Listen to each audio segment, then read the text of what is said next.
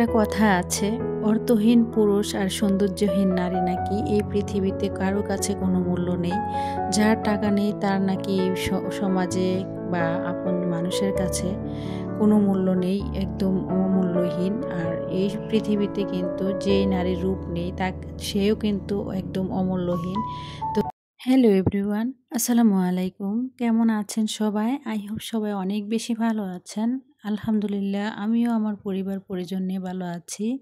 এই তো প্রতিদিনের মতো অনেক দিন পর আপনাদের মাঝে একটা নতুন ব্লগ নিয়ে এসেছি। আশা করি আজকের ব্লগটা আপনাদের অনেক বেশি ভালো লাগবে। সকালবেলা ঘুম থেকে উঠে চলে এসেছি এখানে নাস্তা রেডি করার জন্য। তো আমার ভিডিওটা যেহেতু বেশ কয়েকদিন আগের করা, তো হয়তো আগের ভিডিওতে দেখেছেন আমার হাজব্যান্ড আসলে দেশের বাইরে চলে গিয়েছিল। তো আমাদের বাসায় মেহমান এসেছিল। তো মেহমানরা যখন এসেছিল তো আসার সময় ফল নিয়ে এসেছিল। তো এটা ছিল এর পরের দিনের ভিডিও আর কি। তো ফলগুলো কিন্তু আসলে মানে ফলের ঝুড়িতে নেওয়া হয়নি। তো আজকে আর কি ফলের ঝুড়িতে নিয়ে নিয়েছি। তারপরে এখানে আর কি সকালে নাস্তা রেডি করে নিয়েছি। সকালের নাস্তা আজকে ছিল রুটি, তারপরে গরুর মাংসের ঝোল, তারপরে আবার দেখা গিয়েছে পায়েস রান্না করেছিলাম, যেহেতু পায়েসটাও ছিল। তো এখানে আর কি কিছুটা ফল দিয়ে দিয়েছি। তো এখানে আর কি আমার ছোটো বোন এসেছিল। তো ছোটো বোনকে এবং আমিও সাথে কিন্তু একসাথে সবাই মিলে আর কি নাস্তা খেয়ে নিয়েছি। তো চলে এসেছি নাস্তার পরে আর কি কিচেনে। তো কিচেনটা যেহেতু পরিষ্কার করব, তো ভেবেছি যে কিচেনের যেই কাচের জারগুলো আছে এগুলো একটু আগে পরিষ্কার করে নিই। তো ভিডিওর এই পর্যায়ে এসে যে সকল প্রিয় মিষ্টি আপুরা আমার ভিডিওটি ক্লিক করেছেন, অবশ্যই ভিডিওটিতে একটি লাইক দিয়ে অবশ্যই কন্টিনিউ করবেন। আর যারা আজকেই আমার চ্যানেলে নতুন আছেন, যদি আমার ভিডিওর কোনো অংশ আপনাদের এতটুকু ভালো লেগে থাকে তাহলে অবশ্যই প্লিজ চ্যানেলটি সাবস্ক্রাইব করে পাশেই থেকে যাবেন। পাশে থাকা বেল বাটনের অল অপশনটি প্রেস করে দেবেন, যাতে করে আমি কোনো নতুন ভিডিও ছাড়ার সাথে সাথে আপনাদের কাছে নোটিফিকেশন চলে যায়। তো যাই হোক, নাস্তার পরে চলে এসেছি এখানে প্লেট বাটিগুলো এখানে ক্লিন করে নেব। আসলে প্রতিনিয়ত আমাদের গৃহিণীদের কিন্তু প্রতিদিনই এই কাজগুলো করতে হয়। সংসার হচ্ছে এমন একটা জায়গা যেখানে কিন্তু কোনো কাজের কোনো কমতি নেই বা শেষ নেই। দেখবেন একটা কাজ করবেন তো অন্য একটা কাজ কিন্তু আপনার চোখের সামনে চলে আসবে। তো যেহেতু আগের দিন পায়েস রান্না করেছিলাম, বেশ চুলার উপরে মানে দুধ পড়েছিল, তো সেগুলো আর গরম গরম থাকতে আর কি আমি পরিষ্কার করে নিই। তো ভাবলাম আজকে চুলার আশপাশ সব কিছু পরিষ্কার করে নেব। তো যাই হোক, ভিডিও টাইটেল এবং থাম্বনেল দেখে হয়তো বুঝেছেন, মধ্যবিত্ত পরিবারে অল্প কিছু টিপস মানলেই কিন্তু আপনি জমাতে পারবেন হাজার হাজার টাকা। আসলে সেই টিপসগুলো কি আজকে কিন্তু সেগুলোই আপনাদের মাঝে শেয়ার করব। আসলে আমরা কিন্তু এখন বর্তমান সময়ে এসে বেশিরভাগ মানুষই কিন্তু মধ্যবিত্ত। উচ্চবিত্তের সংখ্যা আর নিম্নবিত্তের সংখ্যা কিন্তু খুবই কম। আমরা যারা মধ্যবিত্ত আছি আসলে তারা চাইলেই কিন্তু কিছু কিছু টিপস মানলেই কিন্তু আমরা মাস শেষে বা বছর শেষে হাজার হাজার টাকা পয়সা কিন্তু জমাতে পারি। তা আসলে সংসারে অবশ্যই আমি মনে করি কি আয় বুঝে ব্যয় করাতে হবে। এটা কিন্তু প্রতিটা গৃহিণীরই উচিত বা প্রতিটি হাজব্যান্ডেরই উচিত।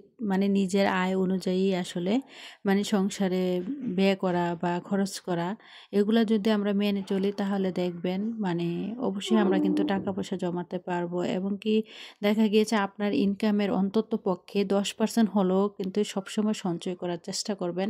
আপনি যদি 30% বেতন পান, তা থেকে কি যদি 20% খরচ করে ফেলেন আর অন্ততপক্ষে 10% হলেও সঞ্চয় মানে করবেন বা টাকা পয়সা জমাবেন, দেখবেন এমনিতেই কিন্তু মাস শেষে বা বছর শেষে আপনার কিন্তু অনেকগুলো টাকা জমা হবে। আবার দেখা গিয়েছে আপনার অবশ্যই আয় বুঝে অবশ্যই বাসা ভাড়া নিতে হবে। আসলে আমাদেরও অনেকেই আছে মানে খুব সীমিত টাকা বেতনের চাকরি করে, তো আসলে অনেকে বুঝতে পারে না যে কত টাকার মধ্যে বাসা ভাড়া নিলে যে প্রতি মাসে যে বা মাস শেষে নিজেরা কিছু মোটা অঙ্কের টাকা পয়সা জমাতে পারবো। আসলে আমি মনে করি যদি আপনার যদি বেতন 20,000 টাকা থাকে তাহলে অবশ্যই চেষ্টা করবেন 5,000 টাকার মধ্যে আপনি বাসা ভাড়া নিতে। তাহলে দেখবেন এমনি করেই কিন্তু আপনার সংসার চালিয়েও কিন্তু মাস শেষে আপনি কিন্তু একটা মোটা অঙ্কের টাকা বা দেখা গিয়েছে হাজার হাজার টাকা কিন্তু জমাতে পারেন। তারপরে আবার অনেকে দেখা গিয়েছে আমাদের সমাজে অনেকে আছে, আমাদের আশেপাশে কারা কিভাবে চলাফেরা করে বা কি করে না করে সেগুলো কিন্তু ফলো করে অনেকে চলার চেষ্টা করেন। আমি মনে করি কি অন্যকে দেখে কখনো অন্যের মতো চলাফেরা করা একদম বোকামি ছাড়া কোনো কিছুই না। আসলে সবসময় চেষ্টা করবেন নিজের মতো নিজের হাজব্যান্ডের ইনকাম অনুযায়ী আর কি চলার জন্য। নিজের সবসময় চলাফেরা মানে হাজব্যান্ডের ইনকাম অনুযায়ী যদি আপনি চলাফেরা করেন, নিজের চাহিদাগুলো পূরণ করেন, দেখবেন কখনো কিন্তু আপনার মানে টাকা পয়সা ঋণ লাগবে না, অথচ আপনি আরও মাস শেষে কিন্তু টাকা পয়সা জমাতে পারবেন। এই যে ফুলের স্ট্যান্ডটা দেখালাম, আমার একটা আপু কমেন্টস করেছিল, মানে জান্নাতে সুখের নীড় থেকে জান্নাত আপু আর কি, আগের ভিডিওতে কমেন্টস করেছিল যে আমার ফুলের স্ট্যান্ডটা কত দিয়ে নিয়েছিলাম। তো আর আমি যেহেতু এতদিন ভিডিও দিইনি, তার জন্য আর কি মানে ওনার কমেন্টসটা আসলে আমি রিপ্লাই দিতে পারিনি। তো আমি ভাবলাম যে ভিডিওর মধ্যে বলে দিই, এতে করে অন্য আপুদেরও হয়তো একটু উপকার হবে। তো এটা কিন্তু আপু আমি আরও 2 বছর আগে নিয়েছিলাম 800 টাকা দিয়ে। তো এখন বর্তমানে জানি না কত টাকা দাম পড়বে, তবে এখন হয়তো একটু বেশি বা কম হতে পারে, কারণ এখন তো সব জিনিসেরই দাম অনেকটা বেড়ে গিয়েছে। আমরা সবাই হয়তো একটা কথা খুব ভালো করে জানি, অতিরিক্ত কোনো কিছুই কিন্তু কারোর জন্য ভালো না। তো আমি মনে করি সংসারের প্রয়োজন অনুযায়ী খরচ করা একদমই উচিত। প্রয়োজন ব্যতীত আসলে অতিরিক্ত কোনো কিছু খরচ করা একদমই কিন্তু আসলে ঠিক না।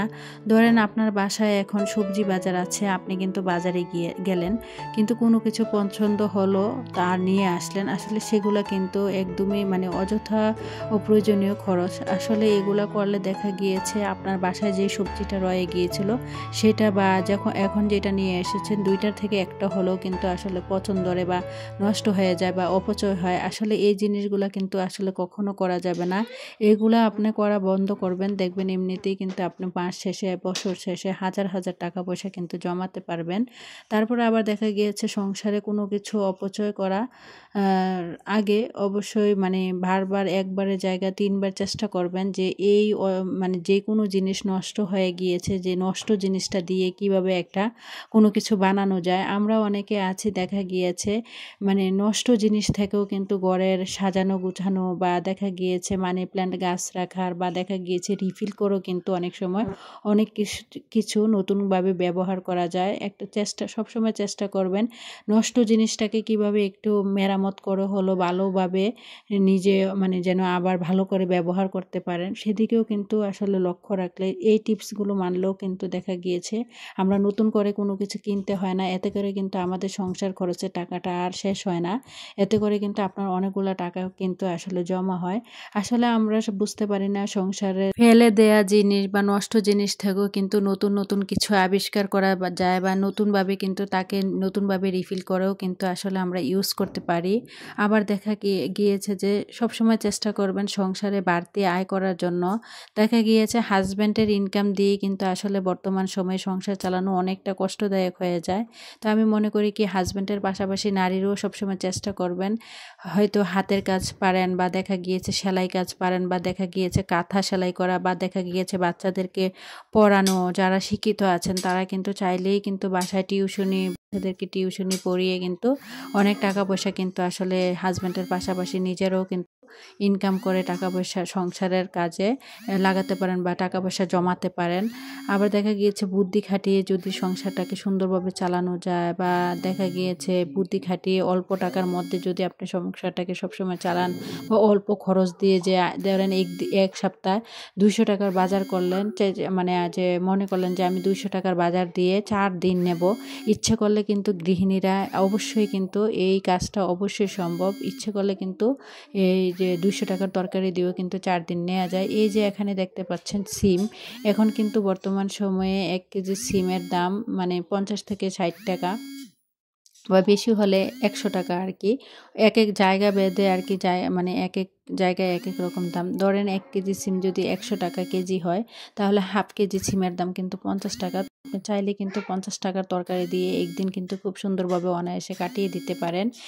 এখানে দেখতে পাচ্ছেন এই সিমগুলো কিন্তু হাফ কেজি ছিল। তো এর সাথে কিন্তু আমি কিছুটা পরিমাণ আলু দিয়ে দিয়েছি। তো আলু দেওয়ার কারণে, মাছ দেওয়ার কারণে কিন্তু তরকারিটা অনেকটাই বেশি হয়েছে। তো এতে করে কিন্তু এই যে 50 টাকার তরকারি দিয়ে কিন্তু আজকে আমি একটা দিন চালিয়ে দেব। আসলে আমরা গৃহিণীরা কিন্তু এই টিপসগুলো যদি মানি, তাহলে দেখবেন মাস শেষে কিন্তু আপনি হাজার হাজার টাকা পয়সা কিন্তু সংসার থেকেই কিন্তু আপনি বাঁচাতে পারছেন বা জমাতে পারছেন।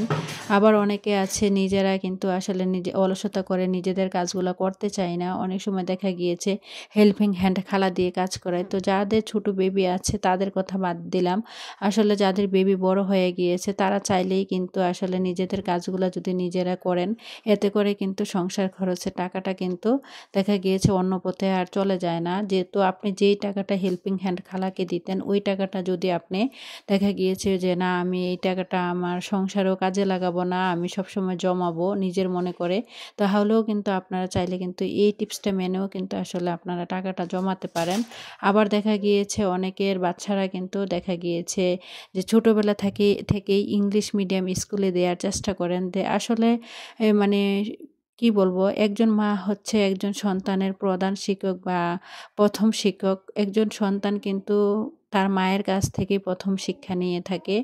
ও আ থেকে শুরু করে সব কিছুই কিন্তু প্রথমত একজন মায়ে কিন্তু বাচ্চাকে বাসায় কিন্তু ট্রাই করায় এবং কি বাসায় কিন্তু পড়ানোর চেষ্টা করে। তো আমিও সবসময় আমার বাচ্চাদেরকে সবসময় নিজেই পড়ানোর চেষ্টা করেছি বা করি, এখনও কিন্তু নিজেই অনেক পড়ানোর চেষ্টা করি।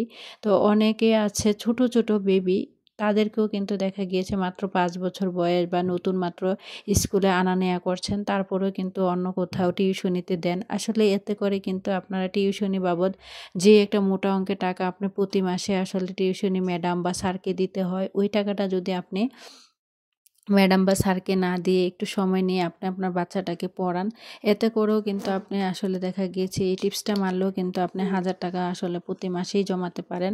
আসলে আমরা শুধুমাত্র গৃহিণীরা যদি একটু বুদ্ধি খাটিয়ে একটু পরিশ্রম করে তো চলি, বা নিজেদের কাজগুলো যদি নিজেরা অলসতা না করে যদি চলি, তাহলে দেখবেন অবশ্যই সংসার থেকেই কিন্তু আপনি টাকা বাঁচিয়ে হাজার হাজার টাকা পয়সা কিন্তু জমাতে পারেন। তো আপনাদের সাথে কথা বলতে বলতে কিন্তু আজকে সংসারে অনেক কাজ করে নিয়েছি। দুপুরে সিম দিয়ে মাছ রান্না করে নিয়েছি, তারপর জলপাই দিয়ে আর কি প্রেসার কুকারে ডাল রান্না করে নিয়েছি। তো খাওয়া দাওয়া শেষ করে এটা আর কি একদম বিকেলবেলা ছিল। তো আজকে অনেকগুলো কাপড় ধুয়ে দিয়েছিলাম, তো কাপড়গুলো শুকিয়ে গিয়েছে, এখন আর কি এক এক করে কাপড়গুলো গুছিয়ে নিচ্ছি। তো যাই হোক, আমার ভিডিওর কোনো অংশ ভালো লাগলে অবশ্যই কমেন্ট করে ভিডিওতে লাইক দিয়ে পাশেই থেকে যাবেন। তো আজকের মতো ভিডিওটা এখানে শেষ করলাম। আমার পরবর্তী ভিডিও দেখার আমন্ত্রণ জানিয়ে সবাই ভালো থাকবেন। খোদা হাফেজ, আসসালামু আলাইকুম।